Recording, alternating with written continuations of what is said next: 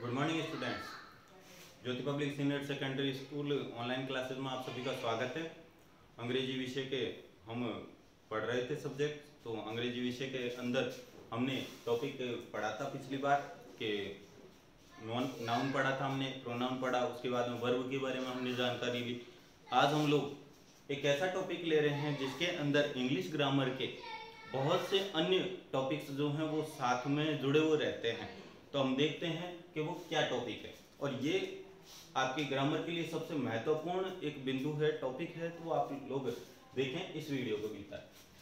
तो parts of speech का आज टॉपिक है अंग्रेजी सब्जेक्ट का। अब ये पार्ट्स ऑफ स्पीच क्या होता है? पहली बात तो कि स्पीच शब्द का मतलब क्या होता है। स्पीच का मतलब है किसी भी बोलने वाले व्यक्ति के द्वारा बोला गया वाक्य। कोई भी वाक्य बोला जाएगा तो उसमें मुख्य रूप से, जैसा कि यहाँ पर आप लोग इस पंक्ति को पढ़ रहे हैं कि there are 8 main parts of any English sentence, कि अंग्रेजी का कोई भी वाक्य पढ़िए, अंग्रेजी का किसी भी वाक्य को आप पढ़ेंगे तो आपको 8 मुख्य चीजें मिलेगी। इन 8 चीजों के अलावा और कोई चीज होती ही नहीं है, यानी कि किसी भी वाक्य का निर्माण करने के लिए 8 चीजें आपको जरूरी या आवश्यक रूप से दिखाई देंगी। और वो कौन कौन सी 8 चीजें हैं, उन सभी के नाम आप बोर्ड के ऊपर देख सकते हैं। तो देखें, सबसे पहली चीज नाउन।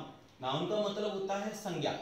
उसके बाद सेकंड जो भाग है वह है प्रोनाउन। प्रोनाउन का मतलब सर्वनाम। थर्ड नंबर का जो भाग है वह है वर्ब, क्रिया। फोर्थ नंबर का जो पार्ट है वह है एडवर्ब यानी क्रिया विशेषण। पांचवें नंबर का जो भाग है एडजेक्टिव विशेषण। सिक्स्थ प्रीपोजिशन, इसे हिंदी में पूर्व सर्ग कहा जाता है।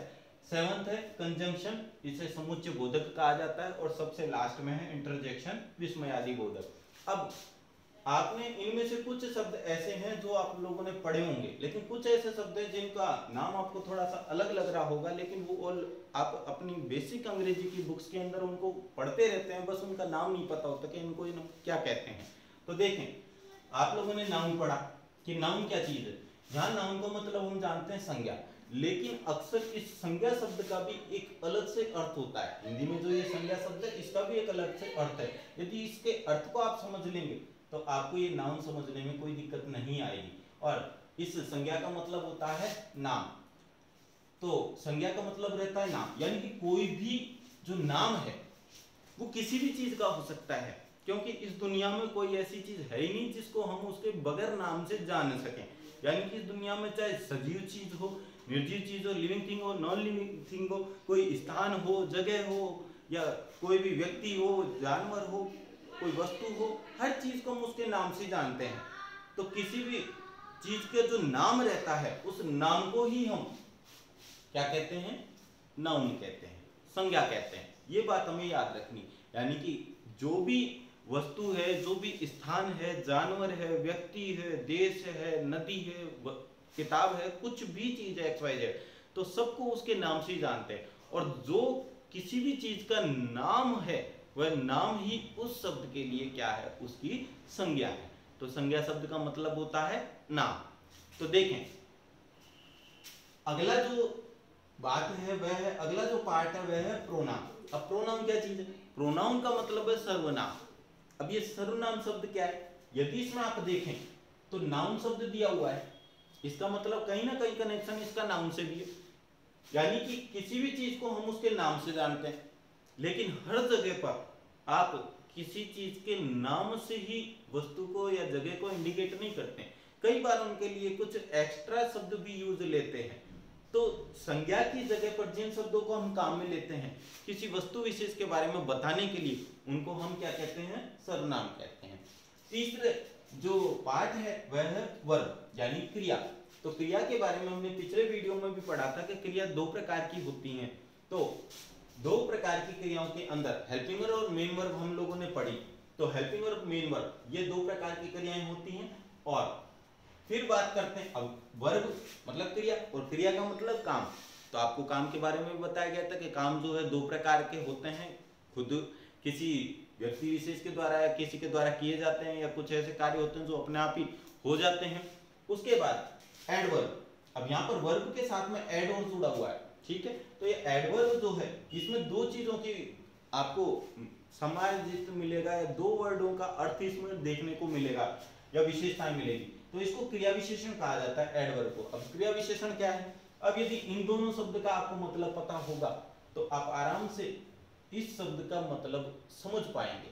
तो क्रिया विशेषण, क्रिया का मतलब कोई भी कार्य चाहे हो रहा है चाहे किया जा रहा है, तो कोई भी कार्य। और विशेषण का मतलब विशेषता बताने वाला शब्द, यानी कि कोई भी ऐसी क्रिया, या ऐसे कह सकते हैं कि कोई भी ऐसा शब्द जो कि किसी क्रिया की विशेषता बता रहा है, उसको हम क्या कहेंगे, एडवर्ब कहेंगे। फिर उसके बाद एडजेक्टिव, एडजेक्टिव मतलब विशेषण, और विशेषण का मतलब विशेषण यानी जिसका नाम ही विशेषण है, यानी कि विशेषता बताने वाला, ये बात अपने को याद रखनी है। फिर प्रीपोजिशन, इस प्रीपोजिशन शब्द को आप अंग्रेजी में खूब पढ़ते आए हैं, पिछली क्लासों में भी आप लोगों ने इनका अध्ययन किया है। और इसका हिंदी में जो नाम है वह है पूर्वसर्ग। अब ये नाम थोड़ा सा आपको अजीब लग सकता है, लेकिन हिंदी में जो इसका अर्थ है वो है पूर्वसर्ग। अब पूर्वसर्ग इसका नाम क्यों है, तो इसके पीछे रीजन है कि ये किसी वस्तु विशेष जगह आदि के नाम से पहले लगाए जाते हैं, तो इसलिए इनको पूर्वसर्ग कहा जाता है। और ये किसी संज्ञा शब्द की स्थिति को दर्शाते हैं, तो इसलिए प्रीपोजिशन में कहा जाता है। नाम से पता लग रहा है प्रीपोजिशन, यानी कि जिस जगह पर कोई किसी चीज की पोजीशन उससे पहले लगते हैं और उसकी स्थिति के बारे में हमें जानकारी देते हैं। कंजंक्शन, इन्हें समुच्चय बोधक कहा जाता है। अब समुच्चय का मतलब क्या रहता है, समुच्चय का मतलब रहता है कि दो चीजों को कनेक्ट करने वाली चीज या दो चीजों को समूह बताने वाली चीज। तो यहाँ समुच्चय बोधक वो शब्द होते हैं जो किसी दो वाक्यों को जोड़ने का कार्य करते हैं। और सबसे लास्ट में आते हैं इंटरजेक्शन, इन्हें विस्मयादि बोधक शब्द कहा जाता है। तो ये अंग्रेजी के अंदर बहुत प्रयोग होते हैं, बहुत हम दैनिक जीवन के अंदर भी इन शब्दों को काम में लेते हैं, बस हमें ध्यान नहीं होते कि इन्हें किन नामों से पुकारा जाता है। आप डेली सुबह शाम hello hi bye bye tata आदि शब्द बोलते हैं, तो ये सारे के सारे जो शब्द हैं वो सब इंटरजेक्शन के अंदर आते हैं, इन्हें विस्मयादि बोधक कहा जाता है। अब विस्मयादि बोधक का मतलब क्या होता है, विस्मयादि बोधक का मतलब होता है ऐसे शब्द जो किसी बात के प्रति, किसी कार्य के प्रति आश्चर्य प्रकट करते हो, उन्हें हम क्या कहते हैं, विस्मयादि बोधक शब्द कहते हैं। अब इनका विस्तृत वर्णन जो है वो हम लोग यहाँ पर पढ़ते हैं। सबसे पहले बात करते हैं हम नाउन। तो ये 8 जो टॉपिक थे वो अभी आप लोगों को मैंने बताया। सबसे पहले हमने पढ़ा नाउन।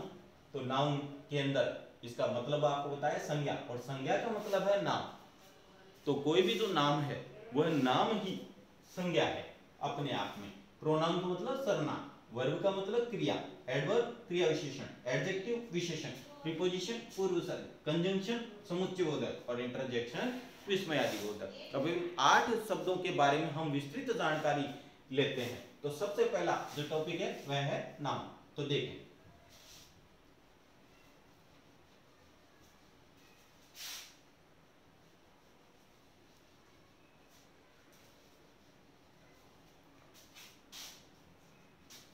संज्ञा, आप सभी ने संज्ञा के बारे में पढ़ा है। मुख्य रूप से 3 संज्ञा आप लोगों ने पढ़ी हैं। सबसे पहले प्रॉपर नाउन, सेकंड नंबर पर कॉमन नाउन,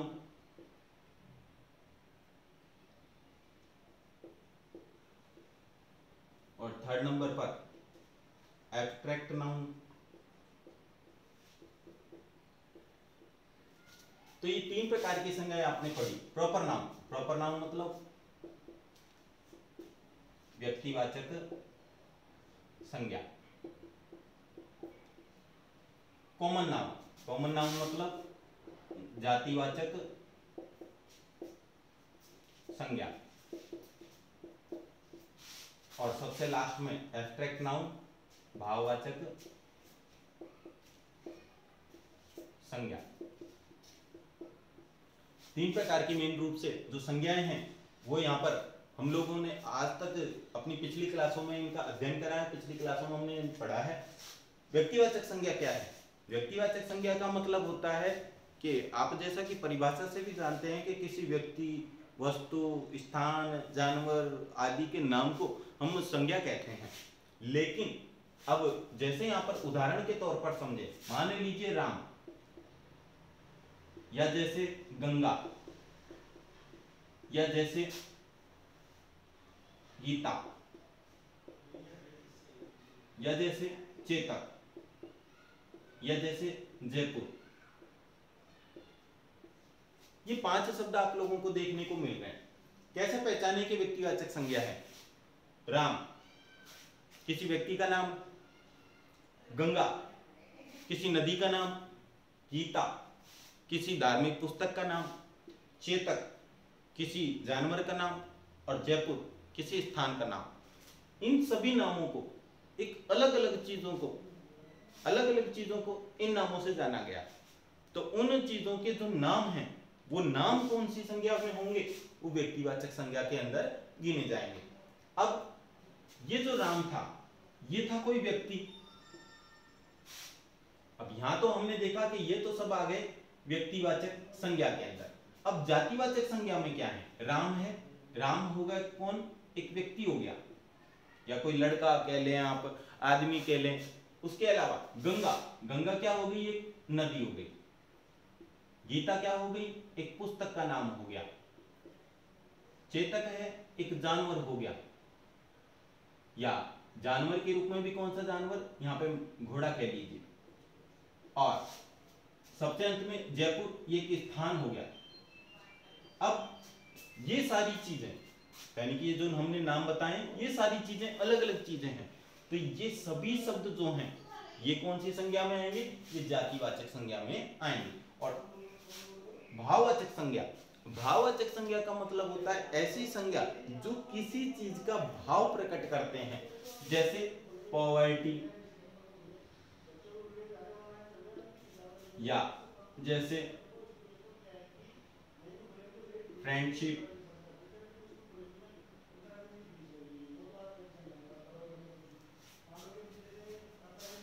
या जैसे चाइल्डहुड, बॉयहुड। ये शब्द आप लोगों ने देखे, ये सभी किसी न किसी चीज के भाव बता रहे हैं। तो पॉवर्टी गरीबी, किसी चीज के गरीब होने का भाव। फ्रेंडशिप मित्रता, किसी दो व्यक्तियों के बीच में मित्रता होने का भाव। चाइल्डहुड यानी कि बचपन, तो बच्चा होने का भाव। और सबसे लास्ट में बॉयहुड, लड़कपन, तो लड़का होने का भाव। यहाँ अलग अलग चार भाव आप लोगों को देखने को मिले। तो ये सभी किस नाम में आएंगे, भाववाचक संज्ञा के अंदर। ठीक है। अब इन तीन भागों के अलावा दो अन्य प्रकार की भी संज्ञाएं बताई जाती हैं, जिनमें एक है कलेक्टिव नाउन। कलेक्टिव नाउन का मतलब होता है समुदायवाचक संज्ञा या समूहवाचक संज्ञा भी इसे कह सकते हैं। कलेक्टिव नाउन के अंदर कौन से आते हैं, ऐसे शब्द आते हैं जिनके अंदर एक से अधिक संख्या में कोई चीज होती है और अधिक संख्या के अंदर उन सारी चीजों को एक साथ काउंट करके किसी एक ही शब्द से उनके बारे में बताया जाता है। एक ही शब्द से किसी चीज के बारे में उनका वर्णन किया जाता है। अब मान लीजिए जैसे क्लास, फैमिली, आर्मी,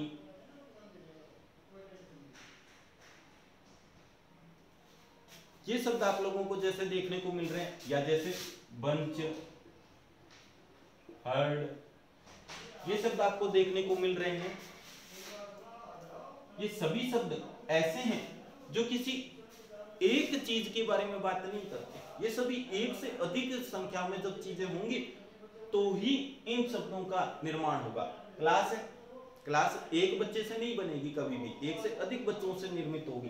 फैमिली, परिवार, परिवार में भी एक से अधिक लोग होंगे। आर्मी है, बंच मतलब गुच्छा, हर्ड मतलब झुंड और ग्रुप मतलब समूह। ये सारे शब्द ऐसे हैं जिसमें एक से ज्यादा मात्रा में कोई चीज आपको देखने को मिलेगी। तो ये सभी किस में आएंगी, ये कलेक्टिव नाउन में आएंगी। और सबसे लास्ट में जो नाउन आती है 5वें नंबर की, वह कौन सी है, तो वो भी आप देखें।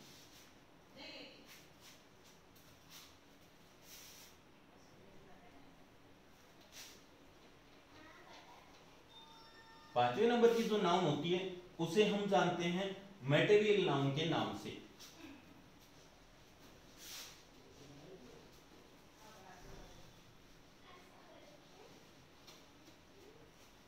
देखें, मटेरियल नाउन पांचवें नंबर की जो संज्ञा है वह है मटेरियल नाउन, यानी कि द्रव्यवाची संज्ञा। द्रव्य का मतलब कोई भी पदार्थ मान लीजिए कि जैसे मान लो आयरन, गोल्ड, मिल्क, वाटर, ये सारे शब्द हैं, ये सारे के सारे शब्द ऐसे हैं जो किसी न किसी वस्तु के बारे में बात कर रहे हैं। आयरन, गोल्ड, मिल्क, वाटर, ये सभी किस संज्ञा के अंदर आएंगे? ये सभी मटेरियल नाउन के अंदर आएंगे। तो इस प्रकार से करके नाउन के अंदर आपको 5 भाग पढ़ने को मिलते हैं। अब हम अगला जो टॉपिक लेते हैं वह है प्रोनाउन। सेकंड पार्ट है जो प्रोनाउन। प्रोनाउन मतलब सर्वनाम। सर्वनाम के अंदर सबसे पहले तो आपको कुछ जानना बहुत आवश्यक है। क्या? तो देखें, मैं आपको एक पूरी की पूरी सारणी बना करके बता रहा हूं जिसके अंदर सारे सर्वनाम शब्द आएंगे। तो देखें, सबसे पहले इस सारणी को अच्छे से देखें। पर्सन, यहां हम लिखेंगे सब्जेक्टिव रूप, यहां हम लिखेंगे ऑब्जेक्टिव, यहां हम लिखेंगे पॉजेसिव, यहां हम लिखेंगे सब्जेक्टिव, ऑब्जेक्टिव, पॉजेसिव, रिफ्लेक्सिव।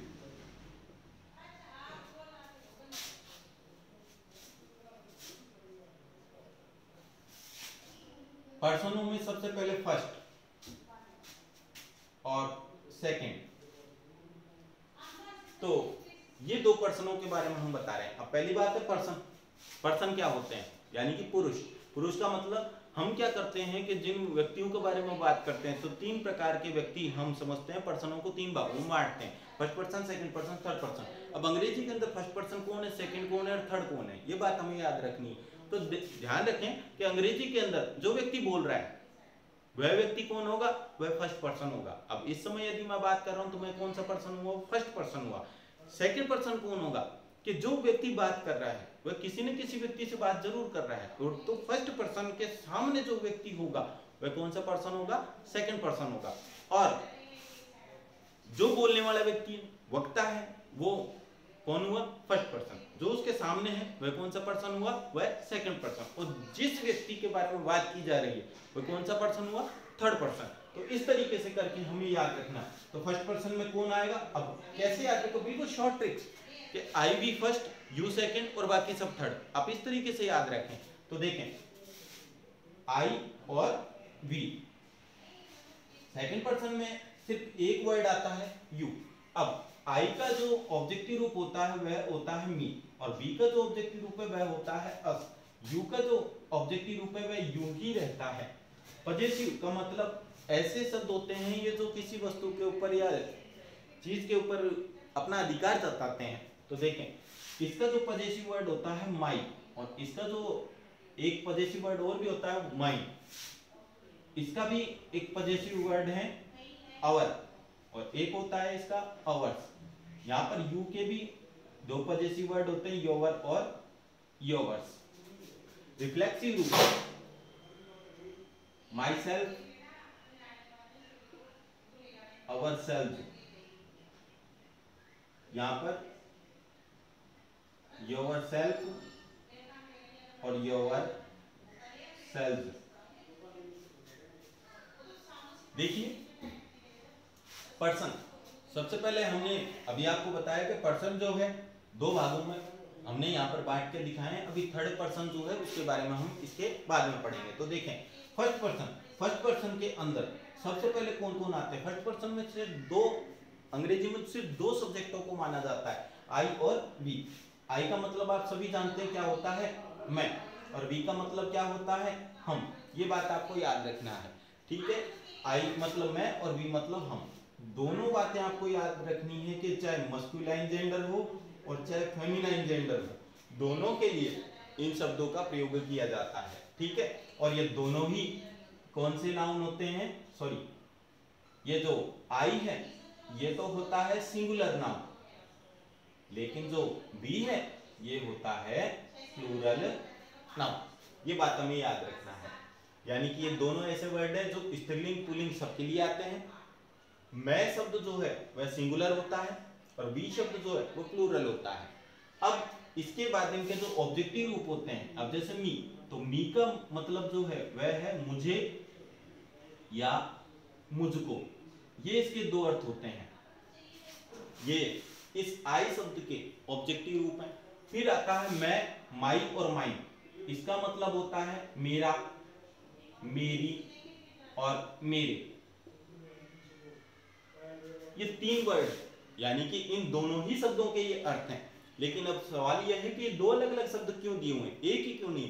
क्योंकि ये जो आगे वाले वर्ड आपको दिखाई दे रहे हैं, ये सारे आगे वाले वर्ड ऐसे हैं जो अपने साथ में किसी नाउन को साथ लेके आएंगे, यानी कि इनका संबंध जिस नाउन के साथ होगा उसके साथ में आएंगे। लेकिन जो पीछे वाले शब्द हैं ये विदाउट नाउन के आते हैं, लेकिन फिर भी वस्तु के ऊपर अपना अधिकार जताते हैं। तो ये बात हमें याद रखनी है। अब यहां पर जैसे माई सेल्फ, तो ये आएगा मैं स्वयं।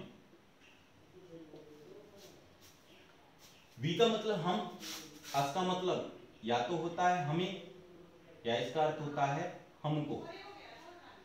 उसके बाद अवर का मतलब हमारा, हमारी और हमारे। अवर सेल्फ मतलब हम स्वयं। और सबसे लास्ट में जो सेकंड पर्सन है उसमें यू, यू मतलब तू, तुम आदि शब्द आते हैं। यहां पर इन शब्द के बाद में यदि आप ने शब्द लगा देते हो तो भी हमें याद रखना है, तो भी ये सब्जेक्टिव रूप ही माने जाएंगे। यानी कि जैसे मैं आया चाहे मैंने आया, हम आया चाहे हमने आया, तुम आया चाहे तुमने आया, तो ये सारे शब्द किस में माने जाएंगे? ये सब्जेक्टिव रूप में माने जाएंगे। अब यू जो है, यू का मतलब तुम्हें या तुमको। यहां योवर का मतलब तुम्हारा, तुम्हारी, तुम्हारे। और योर सेल्फ मतलब तुम स्वयं। इस तरीके से करके ये आपको पूरा का पूरा जो सर्वनाम शब्दों का चार्ट है वो आप लोगों को यहाँ पर देखने को मिलेगा। यानी कि अधिकतर जितने भी सर्वनाम शब्द है वो अभी आपको सभी यहाँ इस पूरी सारणी के अंदर देखने को मिल जाएंगे। आप इन्हें अच्छी तरीके से लर्न कर लें, याद कर लें। थर्ड पर्सन के बारे में अभी हम पढ़ते हैं, एक बार वापिस इसे हम रिमाइंड कर लेते हैं। अभी जैसा कि हमने ध्यान दिया कि पार्ट्स ऑफ स्पीच के अंदर 8 पार्ट होते हैं मेन, तो 8 पार्टों के अंदर सेकंड पार्ट हम पढ़ रहे हैं। फर्स्ट पार्ट अभी आपको बताया कि नाउन, नाउन के अंदर हमने 5 मेन नाउन के बारे में जाना। सबसे पहले proper noun, common noun, abstract noun, collective noun और मटेरियल नाउन। अब हम अगला टॉपिक जो पढ़ रहे हैं प्रोनाउन। प्रोनाउन के अंदर आ गया सर्वनाम, इसका अर्थ होता है 2 पर्सनों के बारे में अभी आपको बताया। अंग्रेजी में 3 पर्सन होते हैं, तो 2 पर्सनों के अंदर जो जो शब्द जिस जिस रूप में आते हैं पूरी सारणी आपको देखने को मिल रही है। उनके हिंदी में क्या अर्थ होते हैं वो भी आप लोगों को मैंने बताया। तो ये जो टॉपिक है आपके लिए बहुत ही ज्यादा फायदेमंद है, तो अच्छे से इसको एक बार देख लें कि जैसे फर्स्ट पर्सन के अंदर फर्स्ट पर्सन है, फर्स्ट पर्सन के अंदर सब्जेक्टिव रूप में आएगा सबसे पहले आई और वी। इसका प्रयोग जो है मेल और फीमेल दोनों जेंडरों के लिए किया जाता है। और मैं आई का प्रयोग करते हैं सिंगुलर के लिए और वी का प्रयोग करते हैं प्लूरल के लिए। इसका अर्थ होता है मैं, इसका अर्थ होता है हम। फिर मी और अस, इसके ऑब्जेक्टिव रूप है दोनों के। My, mine, our, ours, myself और आवर सेल्फ, ये सब इसके रिफ्लेक्सिव रूप है इन दोनों सर्वनाम शब्दों के।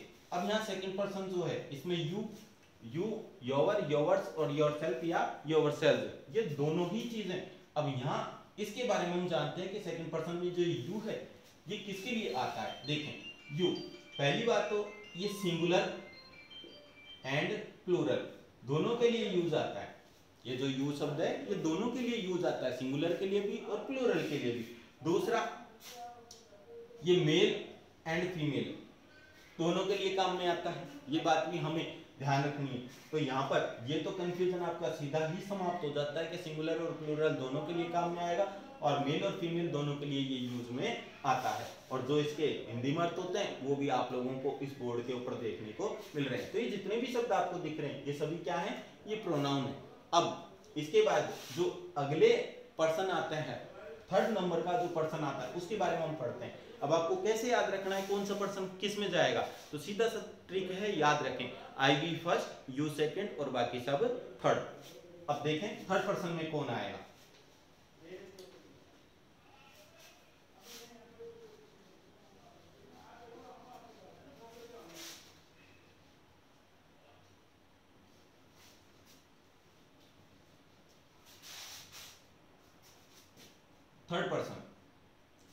थर्ड पर्सन के अंदर ही, शी, इट, दे और सबसे लास्ट में नाम।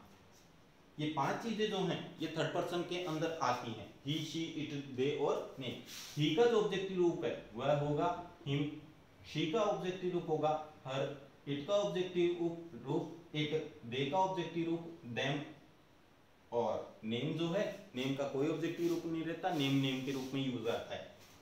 इसका पजेसिव रूप होता है हिज, इसके 2 पजेसिव रूप बनते हैं हर और हर्स। इट का पजेसिव रूप इट्स और दे का बनता है देयर और देयर्स। ये 2 पजेसिव रूप बनते हैं। सबसे लास्ट में जो आता है रिफ्लेक्सिव रूप, तो इसका यहां पर बनता है हिमसेल्फ, और यहां पर जो रूप बनता है हरसेल्फ, यहां बनता है इटसेल्फ, और यहां बनता है देमसेल्व्स। एक बात सभी स्टूडेंट्स को ध्यान में रखना है, यहां आप देख रहे होंगे रिफ्लेक्सिव के अंदर 2 अलग अलग चीजें आपको देखने को मिल रही है, कभी सेल्फ लग रहा है और कभी सेल्स लग रहा है। ये क्या चक्कर है, क्या बात है कि किस वजह से ऐसा परिवर्तन आ रहा है? तो ध्यान रखें, जो चीजें सिंगुलर हैं तो सिंगुलर के साथ आपको सेल्फ देखने को मिल रहा है। यहाँ पर ये बात याद रखनी कि जो सिंगुलर सब्जेक्ट है उसके साथ आपको सेल्फ देखने को मिलेगा, और यदि प्लूरल होगा तो प्लूरल के साथ में आपको सेल्फ देखने को मिलेगा। तो इस वजह से ऐसा हो रहा है, आपको याद रखना है।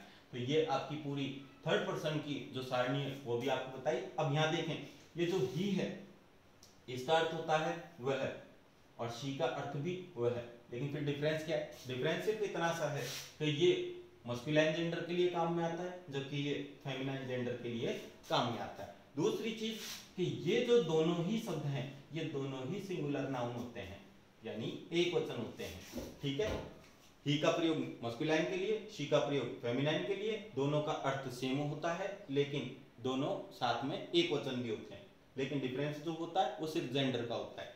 अब यहाँ पे हिम है, हिम का मतलब उसे या उसको। जो अर्थ इस हिम के हैं वही अर्थ इस हर के भी हैं, क्योंकि यहाँ पर इन दोनों के अर्थ में कोई परिवर्तन नहीं है, इसलिए इस हर के भी अर्थ में कोई परिवर्तन नहीं है।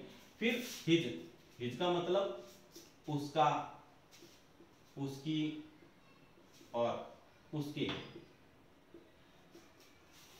और हिमसेल्फ मतलब उसे स्वयं। यहां आ गया इट, इट का मतलब होता है यह, और इसका प्रयोग न मेल के लिए होता है न फीमेल के लिए होता है, या न्यूट्रल जेंडर के लिए काम में आता है। न्यूट्रल जेंडर का मतलब कि जो नपुंसक लिंग होते हैं, स्त्रीलिंग पुल्लिंग दोनों को छोड़ दीजिए, जो बचे यानी जितनी भी नॉन लिविंग थिंग है वो सब न्यूट्रल जेंडर में आ जाएंगी, उसके लिए इसका प्रयोग करा जाता है। और यदि जेंडर के हिसाब नंबर के हिसाब से बात की जाए तो यह सिंगुलर होता है। इट, इट का मतलब इसे, इट्स मतलब इसका, इसकी और इसके। इटसेल्फ मतलब इसे स्वयं। सबसे लास्ट में हमारे पास ये तीनों ही जो थर्ड पर्सन के सब्जेक्ट दे रखे हैं, ये आपको तीनों ही जो प्रोनाउन वर्ड आ रहे हैं ये तीनों ही सिंगुलर थे, लेकिन जो दे है ये प्लूरल है, ये आपका प्लूरल है, और साथ में ही इसका अर्थ होता है वे। स्त्रीलिंग और पुल्लिंग दोनों के लिए इसका यूज लिया जाता है, में मस्कुलाइन भी और फेमिनाइन दोनों के लिए इसका प्रयोग करते हैं। और देम का मतलब उसे, उसको। देयर का मतलब उनका, उनकी, उनके, और यहां इसका अर्थ हो गया उनको स्वयं। तो इस तरीके से हम इस थर्ड पर्सन के बारे में जानकारी लेते हैं। सब्जेक्ट हो गया आपके पास, ऑब्जेक्ट हो गया, पजेसिव रूप हो गया, रिफ्लेक्सिव रूप हो गया, पूरा का पूरा आपका पर्सन का जो चार्ट है वह तैयार हो गया। यानी कि ये जितने भी वर्ड आप लोगों को देखने को मिल रहे हैं ये सारे के सारे वर्ड आपके क्या हैं? ये सभी आपके सर्वनाम शब्द हैं। तो इस तरीके से आप लोग इसे पढ़ें, ध्यान रखें। अगला जो थर्ड नंबर का पार्ट आता है वह आपका क्या है, तो देखें।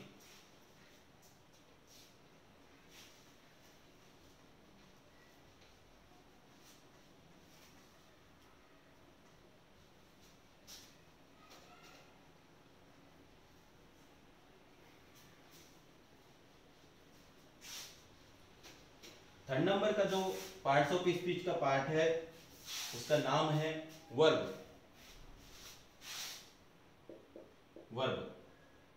वर्ब के बारे में आपको पिछले भी वीडियो के अंदर बताया गया था, दोबारा देखें कि इसके दो भाग होते हैं, helping verb, main verb. Helping verb को हम हिंदी में कहते हैं सहायक क्रिया, और मेन वर्ब को कहते हैं हम मुख्य क्रिया।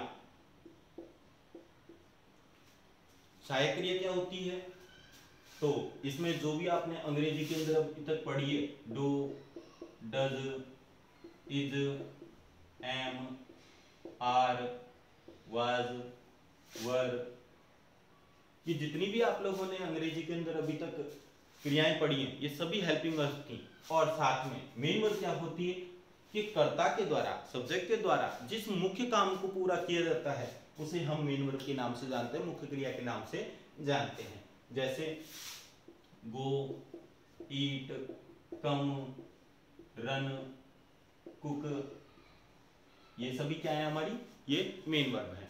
तो इस प्रकार से करके वर्ब के भी दो भाग होते हैं, हेल्पिंग वर्ब और मेन वर्ब। उसके बाद में फोर्थ नंबर का जो आपका टॉपिक आता है वह है एडवर्ब।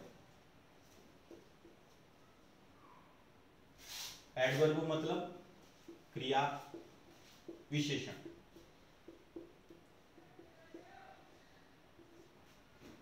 क्रिया विशेषण क्या चीज होती है, तो क्रिया विशेषण के अंदर क्रिया की विशेषता बताने वाले शब्दों को हम क्रिया विशेषण के नाम से जानते हैं।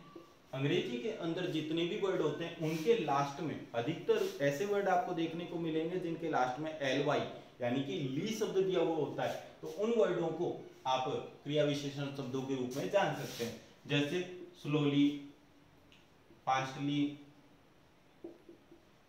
ब्रेवली, तो ये जितने भी शब्द होते हैं ly शब्द लगाने के साथ ही ये सभी वर्ड जो हैं वो एडवर्ब बन जाते हैं। लेकिन यदि इन शब्दों में से ly शब्द को हटा लिया जाए तो ये सभी शब्द क्या बन जाएंगे, ये विशेषण बन जाएंगे। तो ly शब्द लगाने से ये सभी शब्द जो हैं वो क्रिया विशेषण बनते हैं। अब फिफ्थ नंबर का टॉपिक भी यही है, एडजेक्टिव। एडजेक्टिव मतलब विशेषण। विशेषण शब्द का मतलब होता ही यही है कि जो शब्द विशेषता बताए उसी को हम विशेषण कहते हैं। अब स्लो, स्लो का मतलब धीरे। अब यहां स्लो शब्द दे रखा है, ly जुड़ा हुआ नहीं, तो ly नहीं जुड़े होने की वजह से यह शब्द क्या है, ये विशेषण है। और यदि इसके अंदर ly शब्द, वर्ड फॉर्मेशन का एक टॉपिक आता है जिसके अंदर उदाहरण दिए जाते हैं आपके पेपर के अंदर, तो उसमें स्लो के साथ में ly शब्द को जोड़ेंगे तो स्लोली वर्ड बनेगा, तो ये एडवर्ब का रूप धारण कर लेगा। लेकिन यदि ly को हटा देते हैं तो ये स्लो शब्द बचता है और ये स्लो शब्द जो है वह विशेषण कहलाएगा। इसके अलावा स्लो के अलावा हम यहाँ देख रहे हैं ly को हटाते हैं तो यहाँ वर्ड बचता है फास्ट। उसके अलावा ब्रेव के अलावा जैसे लॉन्ग, हाई, इंटेलिजेंट, ये सारे वर्ड ऐसे हैं जो किसी न किसी शब्द की विशेषता बताने का कार्य करते हैं और ये सभी शब्द एडजेक्टिव के अंदर काउंट किए जाते हैं। सिक्स्थ नंबर का टॉपिक है आपका प्रीपोजिशन।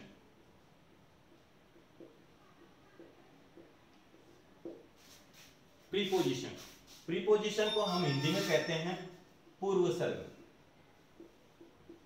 ये किसी नाउन की स्थिति को दर्शाने के लिए, उसकी अवस्था को दर्शाने के लिए, दशा को दर्शाने के लिए काम में लिए जाते हैं। आपने जैसे माई बुक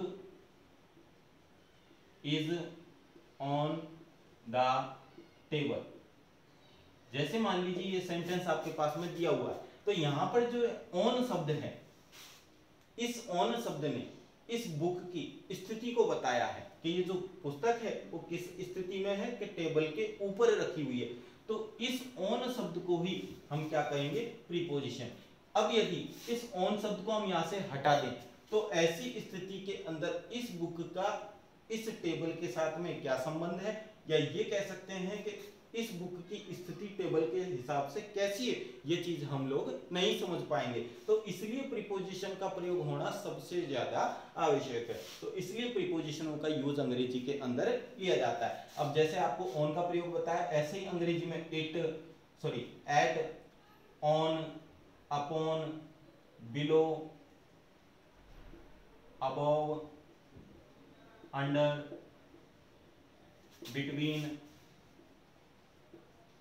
एटसेट्रा। इस प्रकार के और भी बहुत से ऐसे प्रीपोजिशंस हैं जिनका यूज आपको अंग्रेजी में देखने को मिलता है। इन सभी प्रीपोजिशनों की जो स्थिति है वो हर वस्तु की अलग अलग स्थिति को बताते हैं और उस हिसाब से इनका यूज किया जाता है। ये 6 पार्ट हुए हैं आपके पास में पार्ट्स ऑफ स्पीच के। सबसे पहले हमने नाउन पढ़ा, सेकंड नंबर पर प्रोनाउन, थर्ड नंबर पर आपका वर्ब, फोर्थ नंबर पर एडवर्ब, फिफ्थ नंबर पर एडजेक्टिव, सिक्स्थ नंबर पर आपका प्रीपोजिशन।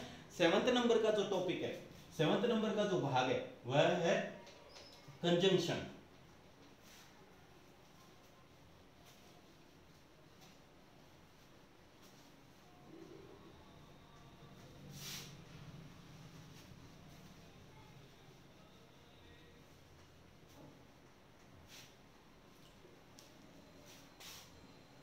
सेवंथ नंबर का जो टॉपिक है वह है कंजंक्शन। इसे हम समुच्चय बोधक के नाम से जानते हैं।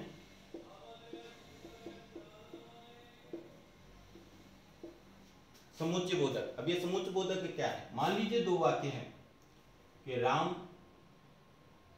इज माई फ्रेंड और श्याम इज माई फ्रेंड। ये वाक्य यहां पर आया। यदि इन दोनों वाक्यों को एंड से कनेक्ट करना पड़ जाए, एंड से जोड़ना पड़ जाए, तो हम कैसे जोड़ेंगे ये बात देखें। तो यहां हमें दिख रहा है राम, यहां हमें दिख रहा है श्याम। इन दोनों को लिखें राम एंड श्याम, और इन दोनों के बीच में हम एंड का प्रयोग कर दें। तो ये जो 2 शब्द थे, 2 अलग अलग, क्योंकि पीछे के वाक्य सेम है लेकिन जो आगे वाले सब्जेक्ट्स हैं ये दोनों ही अलग अलग चीजें हैं। तो इन दोनों के बीच में यदि हमने एंड का प्रयोग करा तो इसने समुच्चय बोधक का काम किया। तो राम एंड श्याम, लेकिन यहाँ पर एंड लगाने के साथ ही जो इसकी हेल्पिंग वर्ब उसमें फर्क आ गया। तो इसलिए यहाँ पर इज न लगा करके हम क्या लगाएंगे, आर। तो Ram and Shyam are my friends.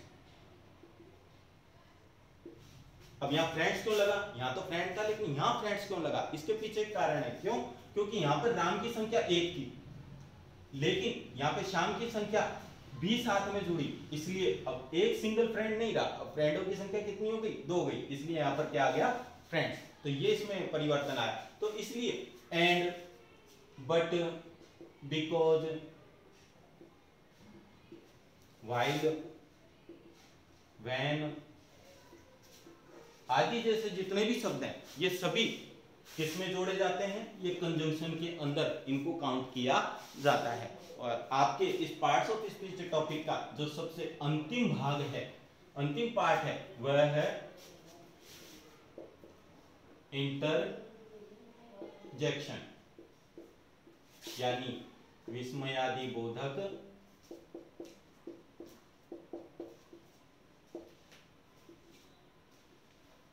शब्द। इस विस्मयादि बोधक शब्द के भीतर कौन कौन सी चीजें आती हैं? इंग्लिश के अंदर अक्सर हम इन शब्दों का प्रयोग सुनते रहते हैं, पढ़ते रहते हैं। तो इनके अंदर कौन कौन से शब्द आते हैं तो देखें, जैसे हेलो, हे, आ, अलास, हुर्रा, ब्रावो, ओ,